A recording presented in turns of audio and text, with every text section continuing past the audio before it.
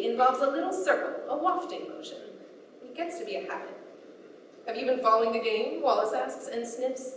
He blinks so fast he's like a camera, like he makes an image when the shutter clicks closed.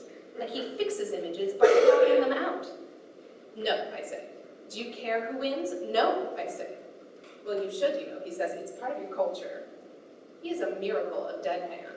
He smiles for superiors alone, and even then with a certain wriggle of his eyebrows that says, are you fucking with me? Because I bite back. Not my culture, I say. I keep my head down. Agnese is telling Beatrice that she doesn't want to go to the movies. She is saving up for a new dress. Irony requires a substrate, he says, and then, oh, as though he's pretending to be punched by a baby, all drama. I wonder whether there's a play he's actually reacting to. Wallace is of the camp that sees coolness simply and unproblematically with unspoken disdain, and having understood as much, he dives headlong into pop culture in order to disdain it. His disdain is so obsessive that it becomes indistinguishable from affection. Wallace gives me constant recommendations. He's constructing a canon for me. A canon like a nest to which he's constantly returning with a new record, a new zine, a new blog.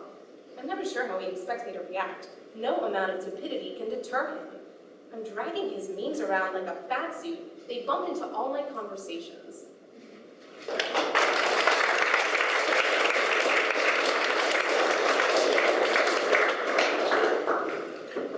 Dockendorf is from Los Angeles, and after he graduates, he will, of course, move back to Los Angeles. Jay? Oh, hi.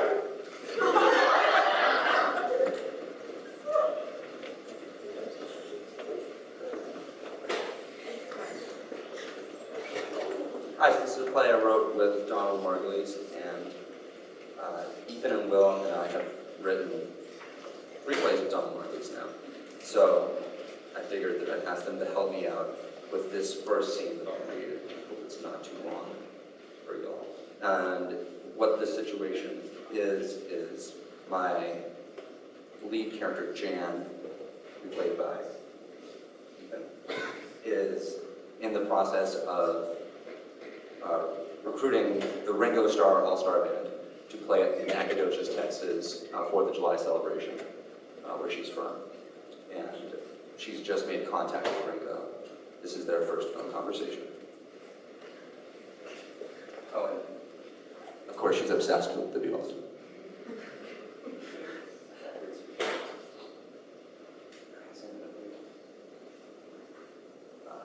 Jan paces the floor as she waits for a call from Ringo's people. She is in work clothes and has a no-nonsense attitude about this phone meeting. The phone rings. It's him. They phone. Hello, is this Mr. Starr? It is. Mr. Starr, I'm Jim Dockendorf, Director of Talent and Booking for the Festival Planning Committee here in Nacogdoches, but you can call me Jan. Call me Ringo. Okay, Ringo, so how are you feeling about the date of July 4th? It's easily the biggest date in our summer concert series. I like what I hear. My assistant says I'm free that day. Okay, it's a 3-hour drive from Houston. Oh, just splendid. 1965, last time I was there, was my first time in South America, which is not the same as South America.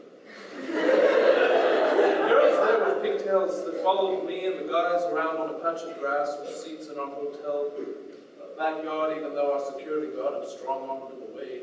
We was just sitting there reading the magazines in the morning. John wasn't up yet, I think. We go back up to rouse the bloke out of bed, and I look out the window, and they're eating the grass where we was walking and sitting earlier, shoving it in their little mouths, like orphans or antelopes, cows. And then I looked up at the sky. I remember freezing, deja vu, the Texas sky, monstrous. Paul liked the skies. Oh, fuck. I like fields mostly these days.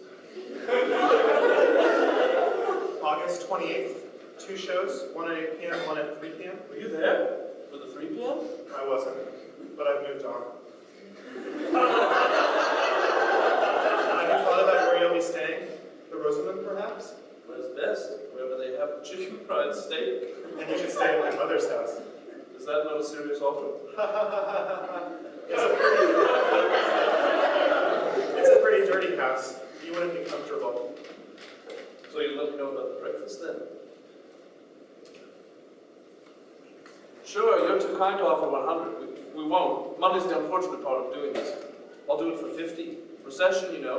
American hard times and all global hard times, really. Peace and love. Wow, thank you, thank you. Will your manager accept that much? Of course he will. But he told us 100 or Ringo does the fourth elsewhere. I'm sure. Guy's a loon. Ringo, is this really happening? No. The All-Star Band just balanced Nakadoji's budget. Peace and love, Jan. Thank you very much, Ringo. Ringo, you're so terrific. Jan has finished her drink and is throwing ice cubes into the gutter, or crushing them with her feet. What do you mean? Oh, I don't know, your generosity. Can I ask you a question? You can ask me something if you want. Why did the Beatles break up? No, wait, rewind. That's not what I meant to say at all. Why did the Beatles... Oh, Lord, I am not a journalist. I'm terribly sorry. Absolutely forgiven. Wait, Yes? why are we playing on the 4th of July? This is an Independence Day celebration. It's a little unpatriotic, isn't it? America loves you, Ringo. Bye-bye. Great talking, Jan. Peace and love. I'm looking at the time on my watch here, and it's really past my bedtime, so I must be saying goodnight to you, Jan. Good night, Ringo. It's the middle of the afternoon here. Well, that's just the way it works, isn't it? I love time zones and their tricks. Splendid. We'll be in touch. Goodbye, Ringo. Goodbye, Jack. She closes the phone. It rings again. Who could it be? Thank you both very much. And if I may, when the camera went down. That sounded pretty good. Great. Thank you so much.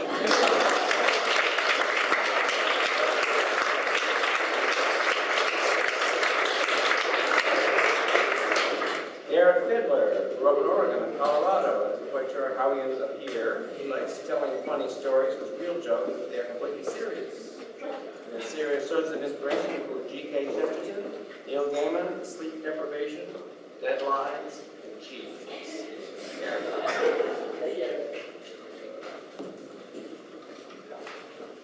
Right. So, I'm going to read a little excerpt from the novel I've been working on. It's called The Mirror of the Soul. And in this, well, it's set in an Arabian Nights kind of world. In this excerpt, the alchemist is explaining to Jezra why the jinn cannot be trusted.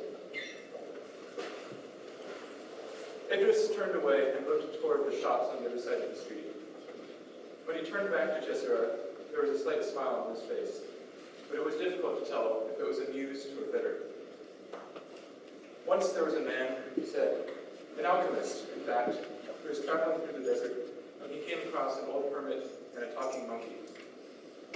The alchemist was moderately surprised at this sight, and he turned to the old hermit and asked him what the talking monkey was doing there. Please, do not ask me about the talking monkey, said the hermit sadly. I've watched too many men fall prey to his wiles. This, of course, only made the alchemist more curious. What do you mean by warning me against the wiles of the talking monkey? He asked. He always challenges travelers to a game of riddles, said the hermit. If the traveler answers correctly, the talking monkey will give him any knowledge he asks for in the universe. But if the traveler answers incorrectly, he must give the talking monkey a single coin and try again with a new riddle. And so it continues. Each time he answers a riddle incorrectly, he must give the talking monkey some other item of greater value than the last item he gave him, and then attempt another riddle. Well, what is so terrible about that? Asked the alchemist. It seems to be a very advantageous arrangement. And how hard could the riddles of the talking monkey be? Ah, said the old hermit. That is the secret of the thing. He is not really a talking monkey. He is actually a tremendously clever genie, disguised as a talking monkey to fool unsuspecting travelers. One should never trust a genie in any contest, and the principle is doubly true here, because this is the most clever genie in the entire world. The genie cannot possibly be so clever as you say, said the alchemist, or it would not have allowed you to discover its secret or to tell me. Do not worry, good hermit. I will accept the genie's challenge and answer the riddle correctly. If not the first one, certainly the second or the third. At this, the old hermit warned him even more vehemently than ever. But the more vehemently the old hermit tried to dissuade him, the more firmly the alchemist insisted that he would accept the talking monkey's challenge. In the end, the old hermit was powerless to stop him. Very well, he said, but please, for your own sake, before you begin, let me give you one piece of advice. Every man who has entered this contest has been forced to give the genie